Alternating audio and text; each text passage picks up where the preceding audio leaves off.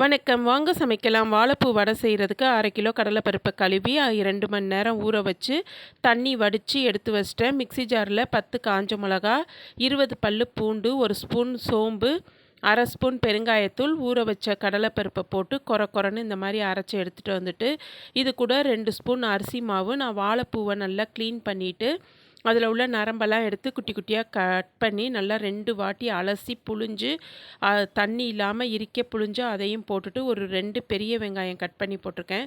கொஞ்சம் கருவேப்பிலை, கொத்தமல்லி, ஒரு 1/2 ஸ்பூன் சால்ட் போட்டு நல்லா பெனஞ்சு வச்சுட்டு, நான் இப்போது கடாயில் எண்ணெய் ஊற்றி பொரிக்கிற அளவுக்கு எண்ணெய் காஞ்ச உடனே நம்ம வடையை நமக்கு எந்த சைஸில் வேணுமோ அந்த சைஸில் தட்டி போட்டு 2 சைடும் நல்லா பொன்னிறமாக ஆனோன்னே எடுத்தோம்னா நல்லா மொறுன்னு கரன்னு சுவையான வாழைப்பூ வடை ரெடிங்க.